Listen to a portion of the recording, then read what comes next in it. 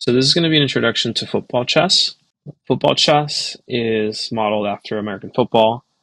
It gives you the same turn-based strategy mechanics that chess gives you, but modeled after the same rules of football. So you see a lot of similarities. You have a line of scrimmage, you have a football, and two end zones, quarters, downs, etc. So if you're familiar with American football, this will feel really familiar to you. So to start, you would build your formation, and offense gets to start first.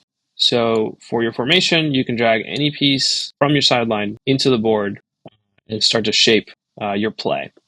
The rules for the formations are that you must have at most 7 pieces. You need to have at least 2 pawns, and one of those pawns needs to be on the ball as a snapper. But other than that, you're free to place the pieces anywhere you want, however you want. But as you'll see, the different pieces and the different positions will affect your play.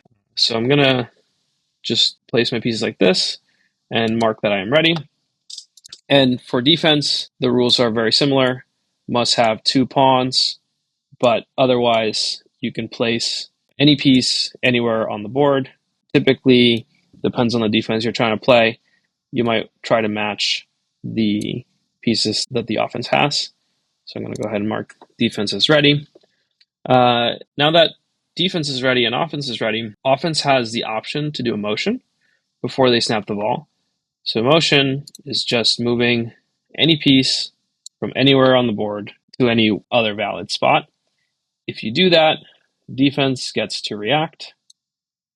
And you can do that as long as you want until you snap the ball. So I'm going to go ahead and snap the ball. After you snap the ball, offense goes first.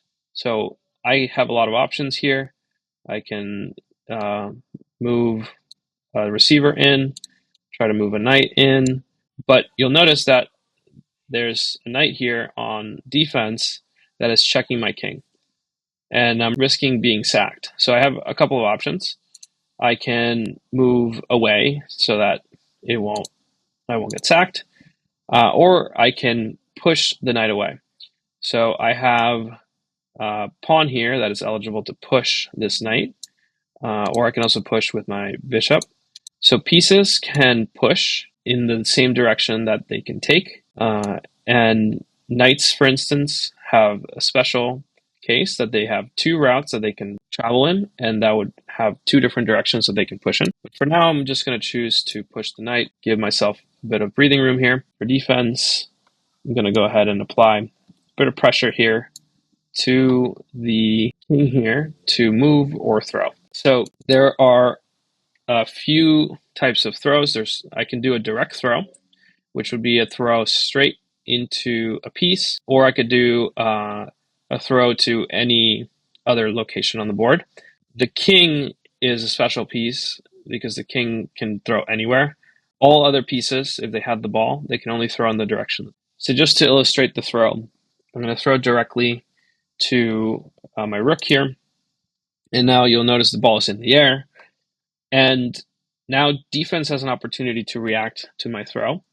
And so for a direct throw, if any piece is able to step into the same square as the ball and can contest it, the ball will be on the ground and it will be marked as incomplete. So that was an incomplete pass. And now we go to second and 20. The lines have not moved. So I'm going to go ahead and learn from that mistake. I'm going to give myself a little bit more space here. And I'm going to try to make a different play here. Mark I'm ready. I'm going to move the defenders around to some place that seems reasonable. Yeah, seems good. Okay, so I'm going to snap the ball, and I'm going to send my queen out into the field. And just for the sake of the demo, I'm going to move to apply more pressure again to the king. So now I'm going to show you what an indirect throw looks like. So I'm going to snap the ball, and as my first move, I'm going to move the bishop here. And then we'll have defense apply some pressure to the king to throw. And so now I have a few options to throw to this bishop. So I could throw, for example, here or here, but both of those spots are covered by the queen and the rook, respectively. So if I were to throw it there, in the next turn, those pieces could intercept the ball. So the only open spot that I see is this one. I'm going to throw it there. Now the ball's in the air. Defense gets to react to that, like with direct throws. I'm going to move the other bishop here. And so the next best thing I can do as a defender is I can't prevent the catch, but I can at least tackle the piece after the catch. So after that move, ball remains in the air. Now I can catch it, and now defense can tackle me on that spot. And now I've advanced the play. So I want to show you what a running play would look like. So here I've just snapped the ball, and you can use your pieces not just to go catch the ball that you throw, but also to run the ball to make progress. And the queen is a great running back because of how many options it has for movement. And so to get the queen the ball, one option is, of course, to just throw it. And so after a move, the queen would catch the ball, and then the queen can start to move. But doing so will give the offense an opportunity to react and position their pieces in a way that wouldn't be too advantageous. So the other option is to do a handoff mechanic. So if you take any piece and have it move over the ball holder, like this, the piece that you're moving will receive the ball from the ball holder in a handoff and allow you to move the ball and, with some good progress with a single move. So if you do that, defense would probably react, try to cover the ball, and then now you can, with the ball holder, you can truck into the defender and gain 5 yards from doing that. Like in football, football chess has a penalty system. And so there are illegal moves that if you do, it will result in a penalty, and it can result in a loss of down or a loss of yardage. The details of all the penalties are in the rule book, which you can find in footballchess.com/rules. But just to name some of the important ones, there is holding, which happens if you do a consecutive push. So if I were to push, let's say, this pawn out of the way, if the pawn were to push me right back, well, that wouldn't be a very productive move from either one. So to discourage that, doing a consecutive push directly after you've just been pushed results in a holding flag. But if you were to kind of move elsewhere, then push back, that would be allowed. There's also illegal contact, which happens if you push beyond 5 yards.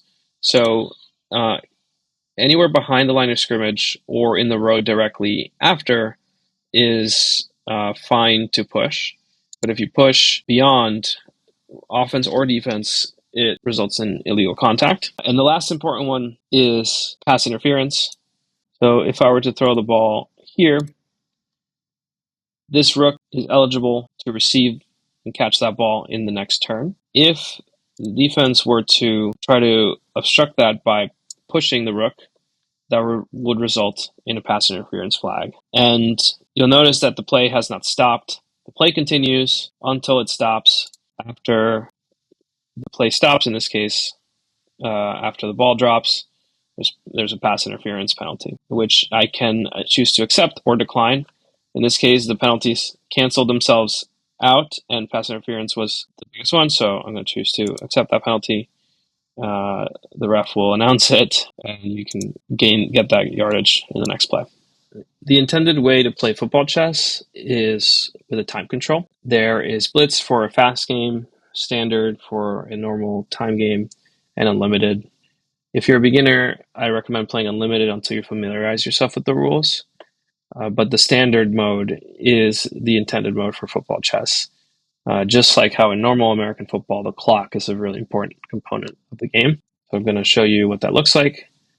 So you notice there's 3 clocks. There's a yellow clock, which is the offense clock. And since I'm setting up, it's currently signifying the play clock.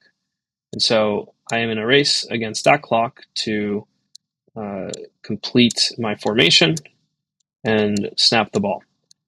So you'll also notice the timer here is there to help you know how much time you have left.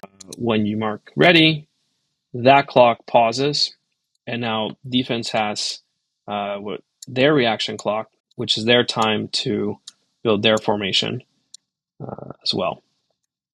So I'm just going to place some pieces here and mark ready. Now I still have some time in the play clock, so I could do a motion. Again, the clock pauses. Defense has time to react. Happy with this formation, so I'm going to snap the ball. And now the game clock starts. I'm going to try a running play here. Just for the sake of this, I'm going to let myself get tackled here. And since I got tackled, the game clock continues. And so if you're an offense, you are managing the clock. While defense is playing or waiting for their turn, the clocks will stop.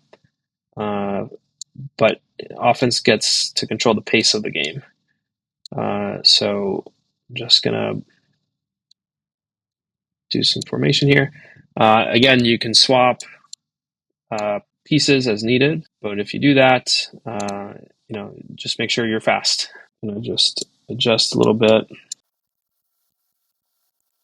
It's ready. And so you notice if I snap the ball and let's say I do a movement here, defense gets a turn to go. And while you're in play, when the clock expires, it acts like a missed turn. So if I am on defense and I let this clock expire, then offense will get a chance to move. There's no, unlike chess, like you don't lose if you run out of time. You just lose a turn, miss a turn, and gives the other team an opportunity for a better position or a better play. And that works in the same way with the offense clock as well. So if I don't move, eventually defense will get their turn again.